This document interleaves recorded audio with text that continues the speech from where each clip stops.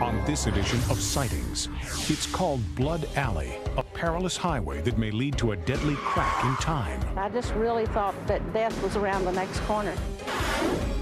Then, have extraterrestrial visitors returned to the site of a UFO crash? There appears to be some type of intelligence behind the phenomena. Plus, our minds have the power to work miracles. I wanted enough of a face to be able to blend into a crowd. Later, a psychic's vision provides clues to a brutal crime in North Carolina. I would suspect this is someone capable of becoming a serial killer. Finally, an update. The bizarre mutilations continue in New Mexico. Maybe they'll start on humans next, I hope. Huh?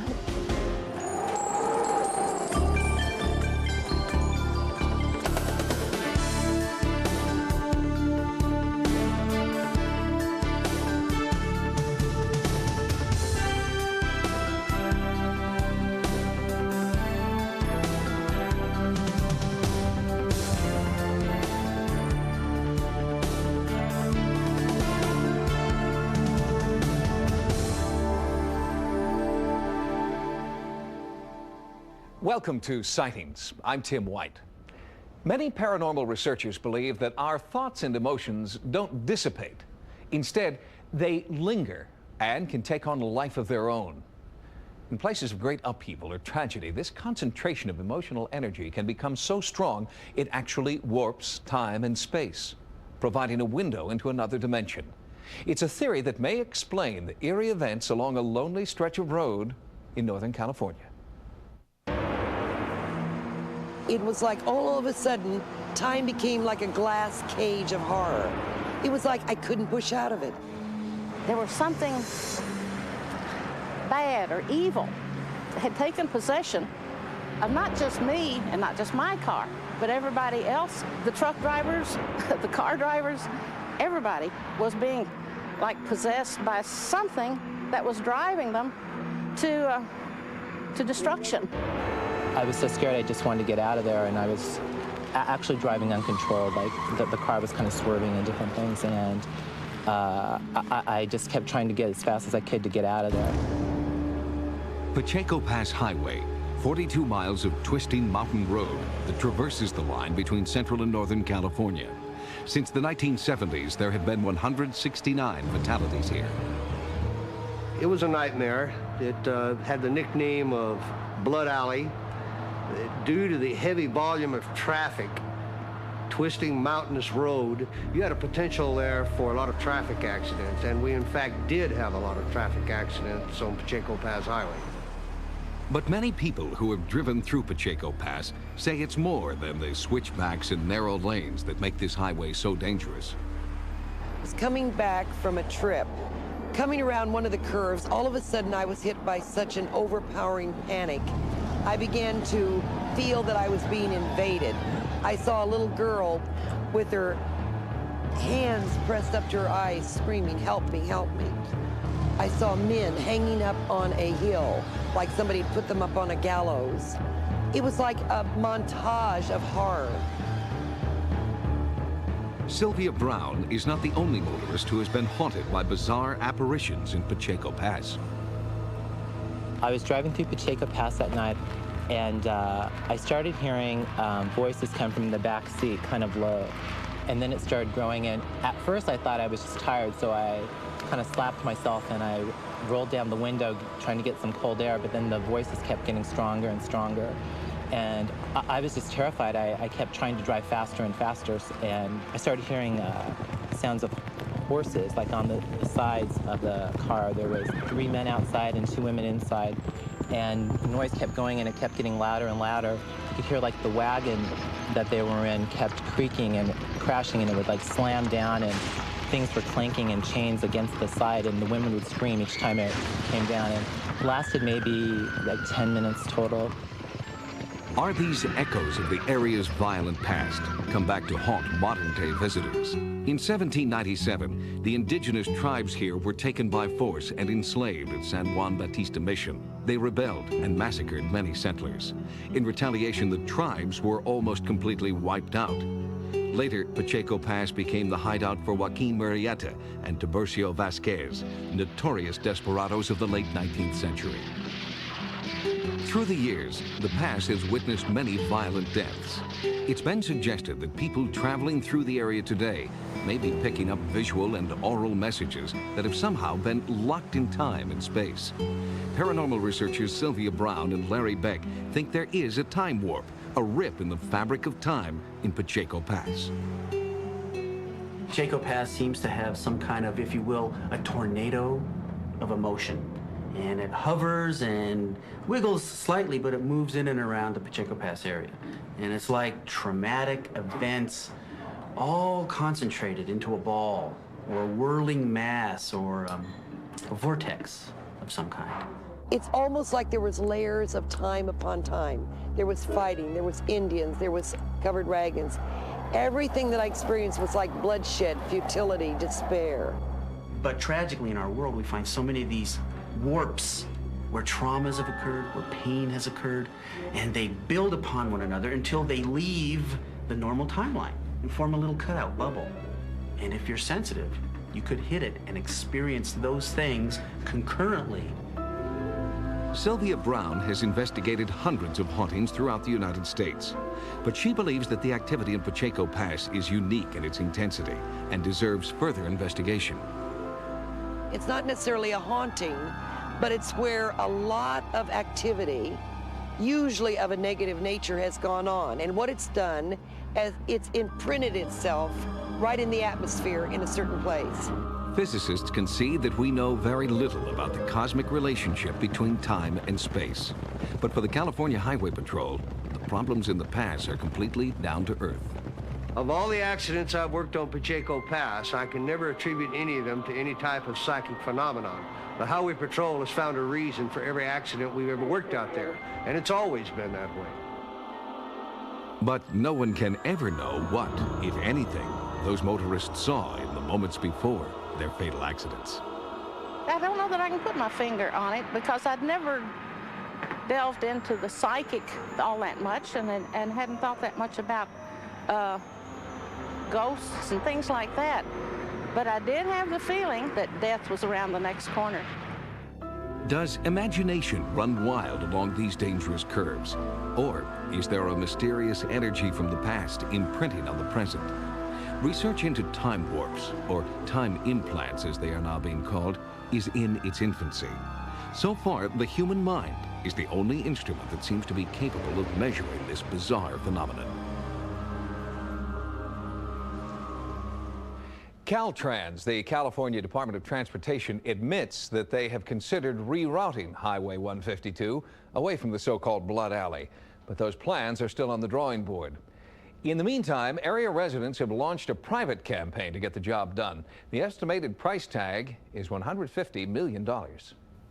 Coming up next, a woman uses the power of her mind to come back from a disfiguring accident. I wanted enough of a face to be able to blend in and not scare people. Psychosomatic illness is a medical fact. Mainstream medicine accepts without question that some people can make themselves sick through the power of the mind. So could the reverse be true? Are we capable of psychosomatic wellness? Can the same mind that creates illness also be used to heal?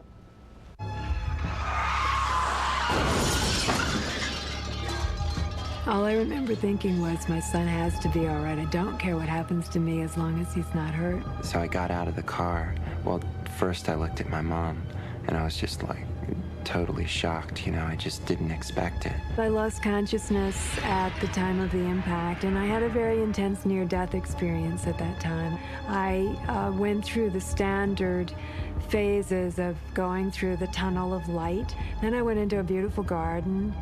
And I was just like, what do I do? What do I do, you know? And I just yelled, you know, my mom's name to her, and I was just shaking her, just wake up, come on, you know, wake up. And then suddenly my father was there, and he had been dead for about 10 years. And I said, "Oh, I'm so glad to see you." And he said, "Well, I'm glad to see you too, but you can't stay." And I said, "No, I've gotten here, I'm not leaving." And he said, "No, you have to go back because there's a purpose you haven't fulfilled." And as he was saying that, my son was reviving me, and I could feel myself being pulled back into my body. And he brought me back.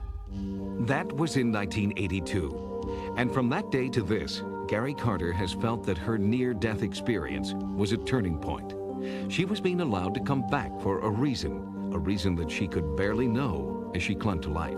I kept demanding to see my mother, and my father finally said no, that she didn't have a face anymore, and he was not going to let me see her. Well, on a scale of 1 to 10, I would say her injuries were probably 9 to 10 in severity. So certainly very high levels of injury. My eyes were sewn shut because I had a lot of cuts there. I couldn't talk because I had a tracheotomy. I couldn't smell because I didn't have a nose.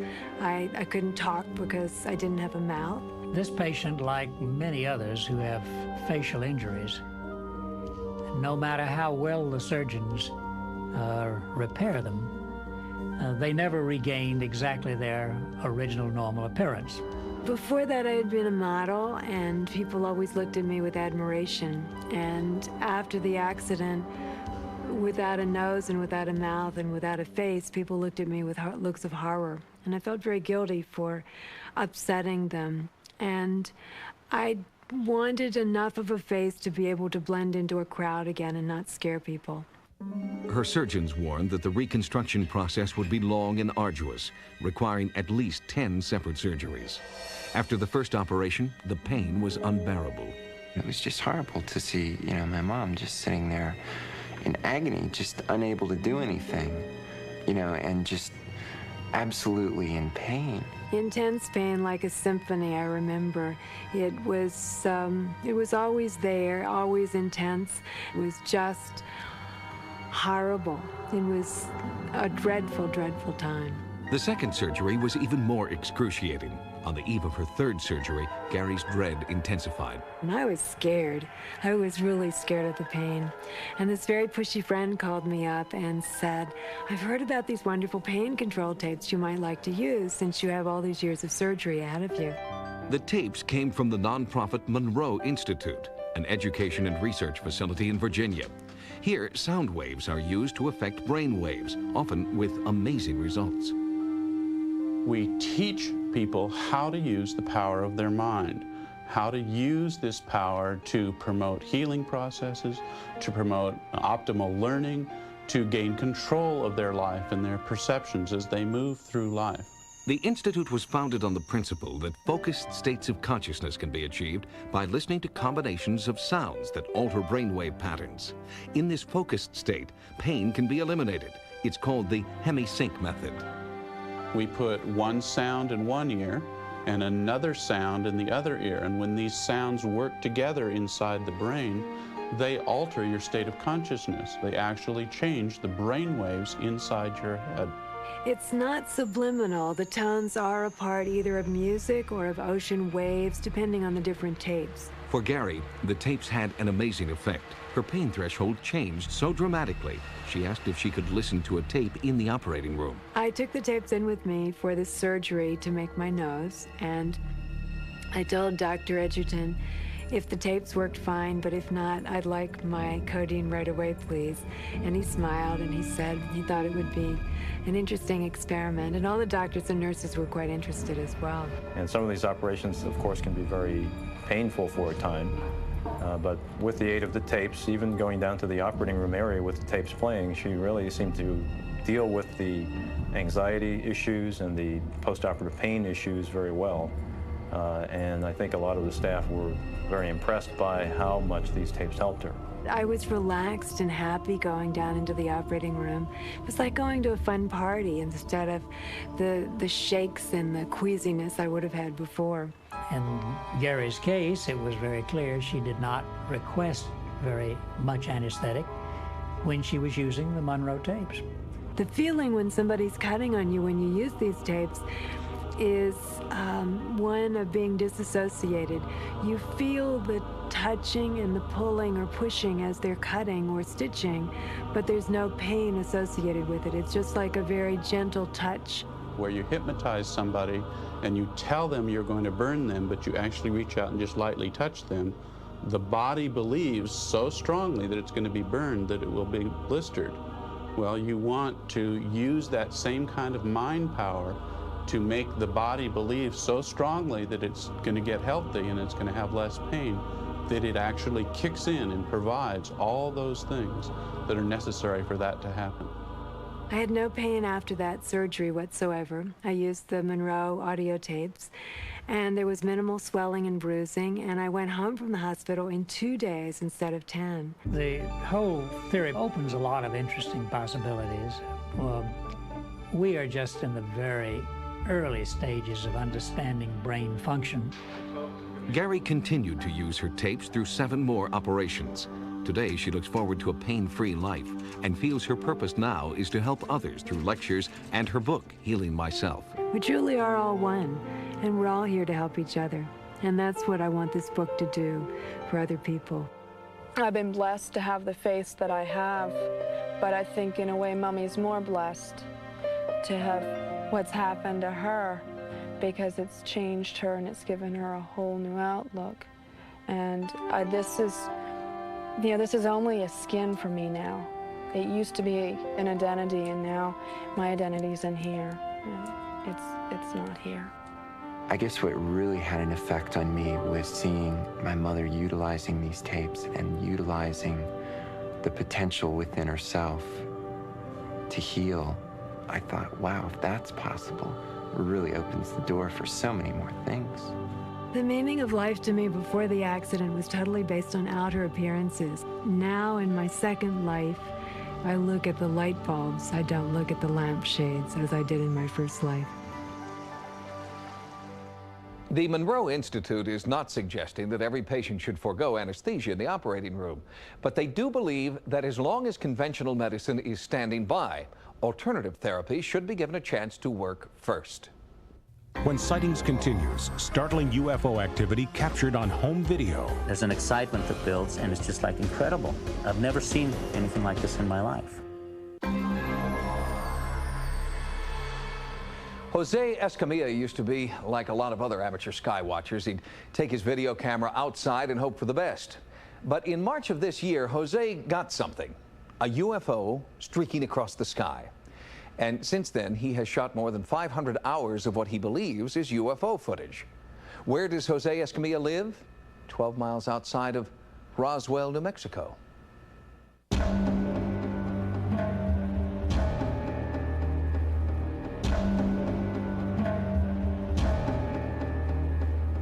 We began taping UFOs on March 5th.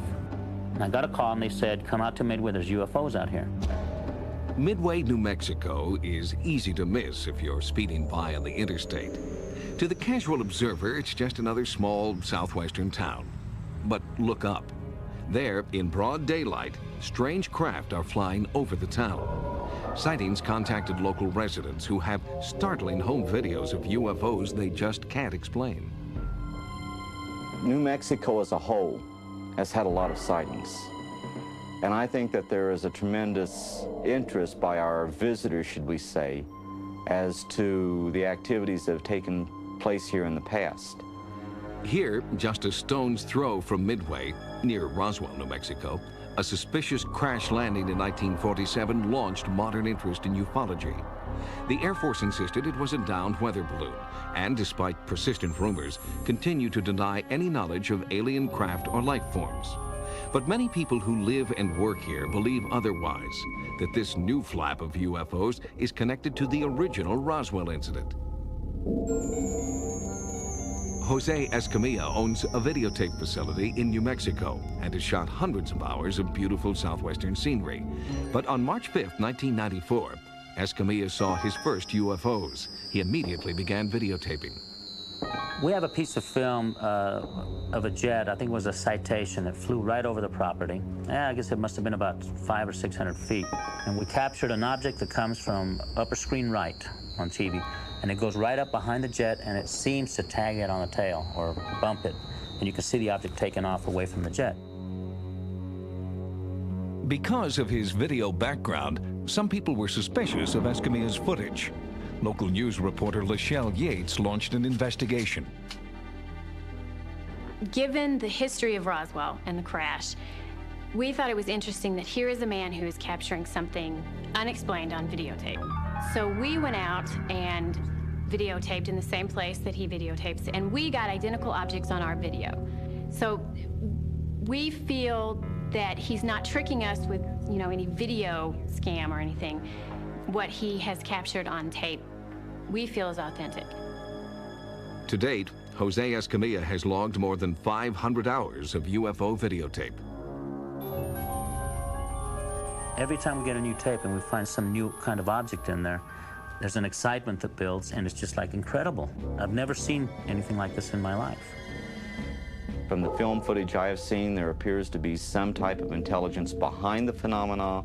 They represent a true enigma deserving of scientific scrutiny.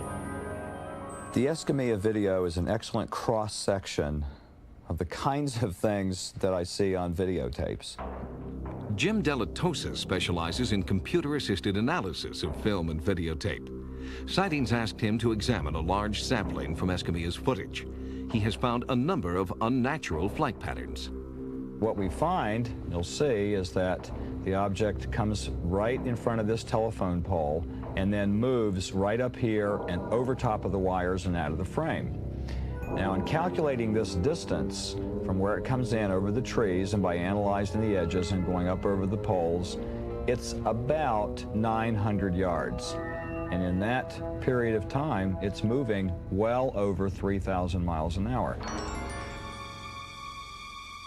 There are at least 4 military bases that are known to use the airspace over this part of New Mexico. And Area 51, the supposedly non-existent Air Force testing facility, would be only 10 minutes away for a stealth fighter. Are unidentified craft like these government-built and run? The Pentagon isn't talking. When it comes to trying to get this information, the Air Force will come back on an initial generic request stating that they have no information. This is a lie. The proximity to military bases in New Mexico and Escamilla making these videotapes is not just a coincidence. It follows a pattern. Skeptics offer this as proof that UFOs are actually military aircraft. But much of Escamilla's footage reveals silhouettes and velocities that are not only unidentified by eyewitnesses, but also unimaginable by current standards of technology. I'd like to find out what they are, period. If they're top secret military aircraft that the military's testing, I want an answer why they're doing such dangerous things out there, like bumping their own jets. That's number one, but if they are not, okay, I'd like to know what they may be.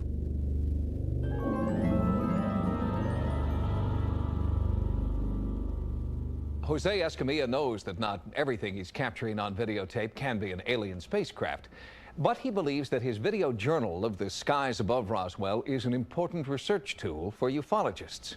It is the only comprehensive catalog of rare daytime activity anywhere in the world. Coming up next, a psychic detective goes in search of a brutal killer. I would suspect this is someone capable of becoming a serial killer. Then, what do these people see and feel that you can't? And a sightings update. The bizarre cattle mutilations continue.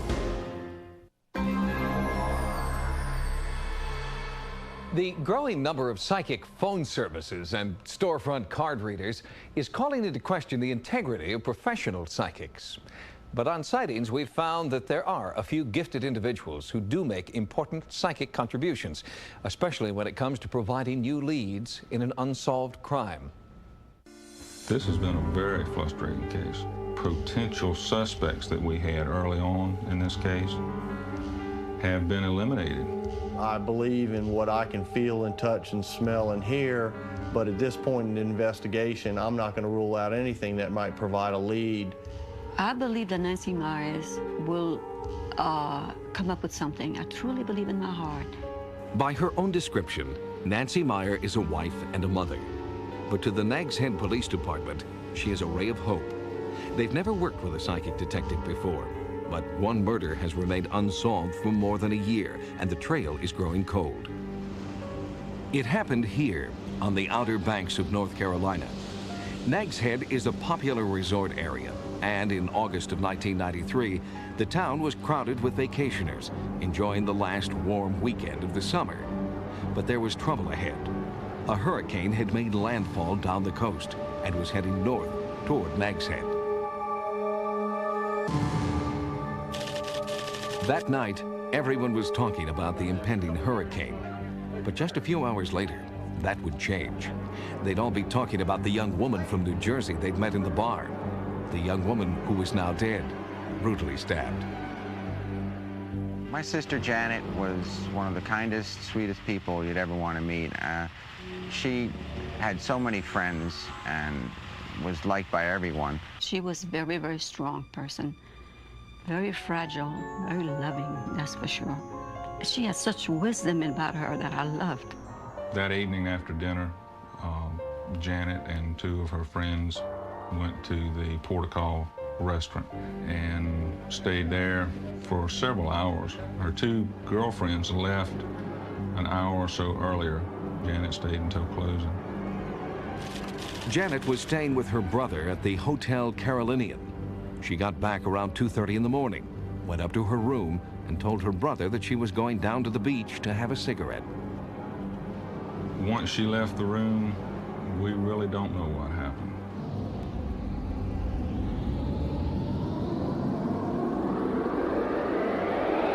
Between that time and shortly after 6 o'clock in the morning, she was brutally murdered on the beach, just a short distance east of the motel. I ran out the door onto the deck. There were police everywhere, you know, restraining me, not letting me up to the beach. And I said, my sister hasn't come home. You know, she hasn't come home. And they wouldn't let me up on the beach. And in my heart, I knew that poor Janet had, was gone. It was the grisliest murder Nags Head had ever seen. And the police department was immediately hampered by two factors that were out of their control. Vacationers and seasonal employees were leaving in droves. Summer was over. And by day's end, the entire town was being evacuated. Hurricane Emily was on the way. On August the 28th, Saturday morning, we completed the crime scene investigation and started interviewing potential witnesses. But on Sunday morning, we were put on hurricane standby and watch and started evacuating the area. Hurricane Emily not only swept the murderer out of town, it swept away any trace of his heinous crime. The blood-soaked sand in front of the hotel washed out to sea, and with it, valuable clues the police would never recover. The hurricane left a clean slate, a detective's worst enemy. It's been a very frustrating case. The fact that nobody that we've contacted or we've spoken to has seen anything, nobody's heard anything. Anxious for new leads, Nags Head police put their skepticism aside and allowed psychic Nancy Meyer to take a look at the case.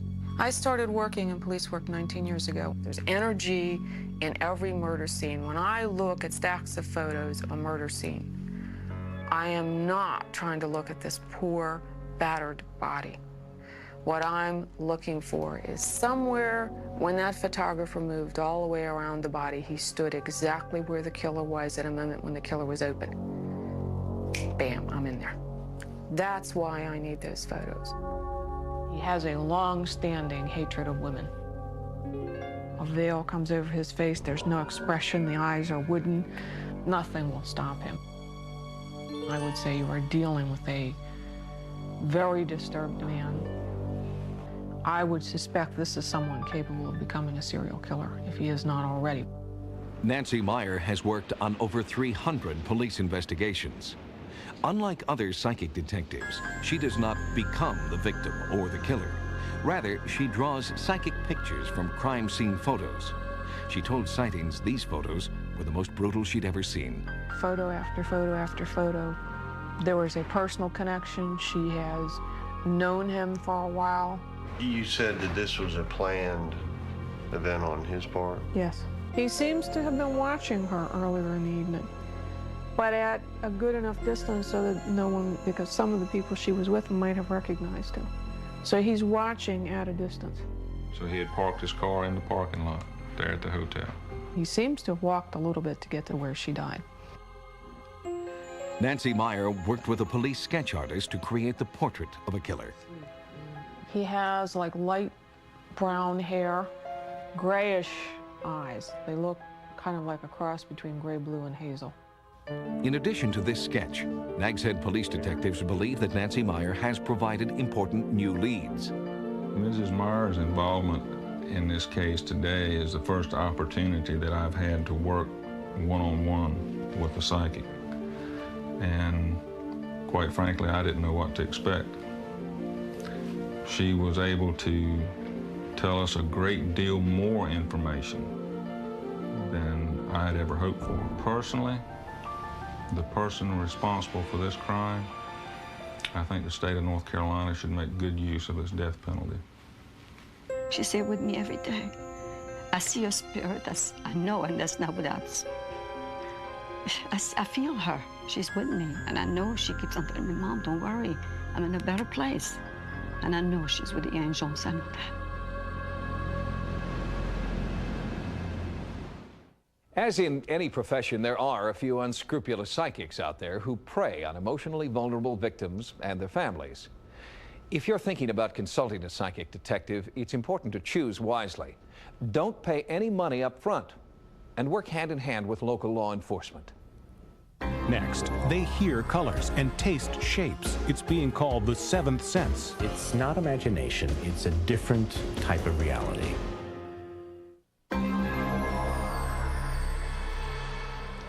Imagine experiencing your five senses all mixed up. Suddenly you feel colors, you hear shapes. A friend's voice tastes like buttered toast.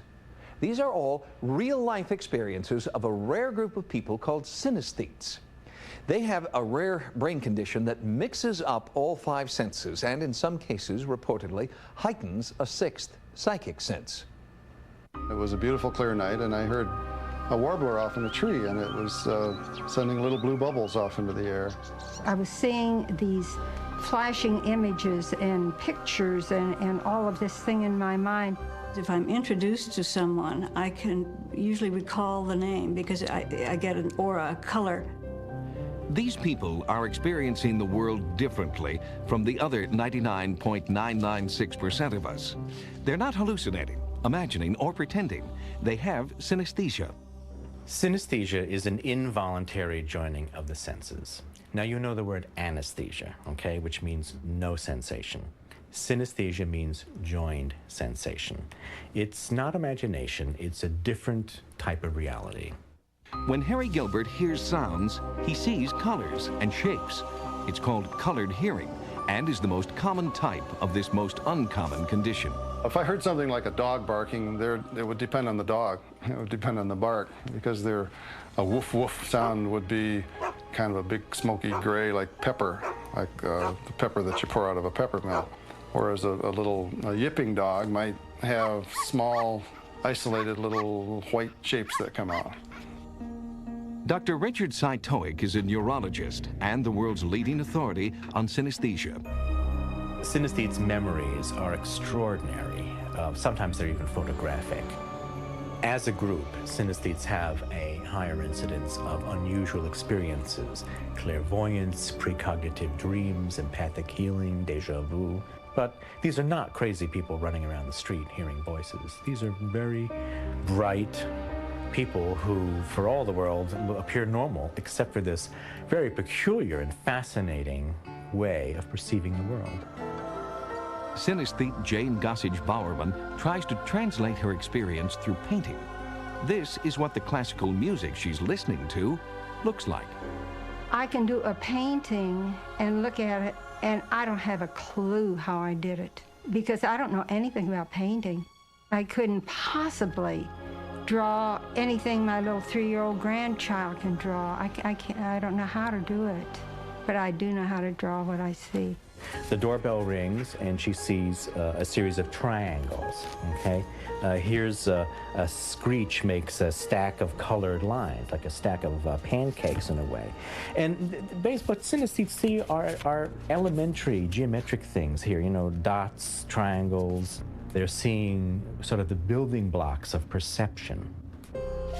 Dr. Saitoic first began studying synesthesia in earnest after a chance meeting with a neighbor. My new neighbor, invited me to dinner in North Carolina and delayed us sitting down to the table with the apology that there aren't enough points on the chicken. Now, most of the guests just thought he was being silly, but I questioned him a bit, and after a while I said, "Oh, you've got synesthesia, you know, taste and touch." And his response was, "You mean there's a name for this?"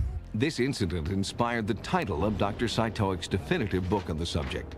In it, he chronicles the way the brain can create its own separate reality. Now, Michael Watson, who is literally the man who tasted shapes of my book's title, for him, the taste of mint was a cool, smooth, curved sensation, as if reaching out to feel the backside of a glass column. Dr. Saitoic was surprised to find that most synesthetes don't realize that their perceptions are extraordinary until someone who doesn't have it tells them so. I first realized I had synesthesia from when I was 28. And a friend and I were trying to recall someone's name. And I said, well, it has sort of a green cast. And she said, what are you talking about? And that was the realization that I was seeing something different from what she was seeing, or she didn't have that sensibility. Gwen Glogie also expresses her experience through painting. When I'm reading or when I see words or when I am spoken to, I get a fabric of many different colors. And I think I would be devastated if I woke up tomorrow morning and everything were in black and white. You see, when people ask me, they say, well, you know, synesthesia real? My response is, well, real to whom? To you or to the people who have it? And you see, this insistence on a third-person technological verification of any experience before accepting it as real really gets to the heart of how addicted we are to the external and the rational. And that really sweeps aside all of the kinds of knowing. Synesthesia helps me play music because partly it is a way I remember things.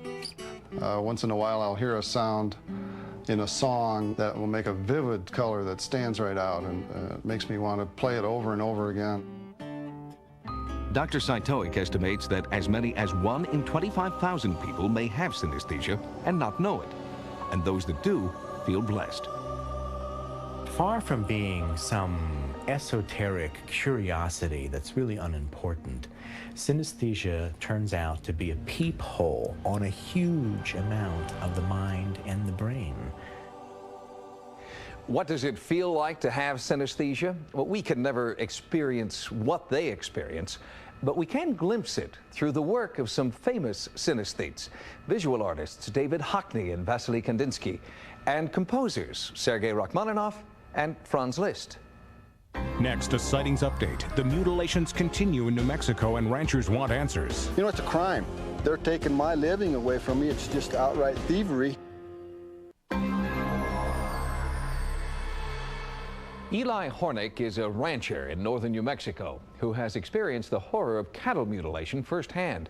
Recently, Hornick participated in a sightings investigation of animal mutilation in the Southwest. Since his participation, Hornick informs us that the mutilations have not only continued, but seem to be increasing.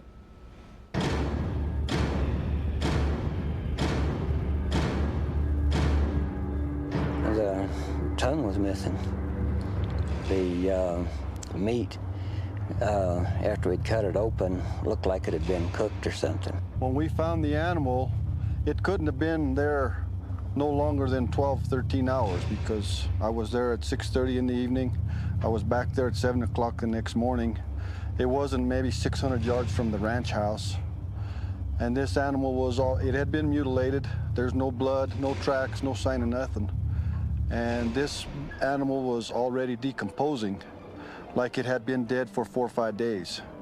If it was satanic cults, you'd have blood all over everything. If it was predators, you'd have blood all over. These cuts are very uniform, very smooth. The eye looks like it has just been sucked out. It's a pattern that continues to be all too familiar for many ranchers in the Southwest. And now there's a strange new development. We've had a disturbing new trend where ranchers inadvertently are touching these carcasses, and they're developing what could be, I guess, likened to a chemical-like burn. I stuck my thumb in the animal's mouth, and when I stuck that my thumb in there, well, it burned for about 2 weeks. I mean, I would say it would be like a battery acid burn or something, you know, like that. Since our last report, the border area between New Mexico and Colorado has been hit hard. Ranchers there tell sightings that animals are decomposing at an unnaturally rapid rate, and the body count is up. We're having mutilations that are occurring on almost a weekly basis. They seem to be expanding outwards from this area. About a week and a half after the sighting segment aired, we had 2 cases in Saguache County, Colorado, which is about 80 miles north of here. I think they're coming down out of the air with some kind of air equipment, picking them up, taking them, bringing them back and laying them down. Eli Hornick is fed up with the seeming lack of interest in his and other ranchers' plight. Mutilation reports gather dust on government desks, while animals continue to die. And even as the number of dead cattle rises, official interest in the mystery is declining. Somebody, somewhere in this country knows what's going on.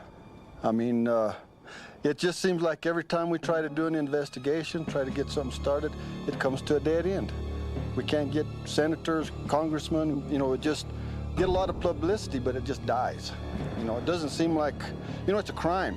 You know, this is real monetary value. This is my living. You know, it's cost me thousands of dollars already. They're taking my living away from me. It's just outright thievery. Why isn't somebody doing it? Something about it. Our government has the capacity to monitor any square acre of ground in this country if they want to. If they are not part of the problem and they are truly as baffled about this as the ranchers and investigators like myself are, let's catch whoever or whatever is mutilating cattle. Ranchers and private investigators say they smell a rat. They are beginning to believe that there is a government conspiracy of silence at the heart of the mutilation phenomenon. We was cutting hay in one of the meadows, and this helicopter was right there. It looked to me like a big military-type helicopter. No numbers. And that night we had a mutilation. I think people are scared to pay attention. They're scared. This is something of the unknown, and they just don't want to get involved. And it's a very frightening thing, especially when you see these things. You know, my God, they could come after me. Maybe they'll start on humans next. I hope not. Finally, someone in Washington is taking the cattle mutilation problem seriously. This is a letter written by New Mexico Senator Pete Domenici requesting that the Livestock Board provide him with a detailed status report on the progress of their cattle mutilation investigation. For ranchers like Eli Hornick, it's the first sign of official support for a phenomenon that has plagued them since 1967.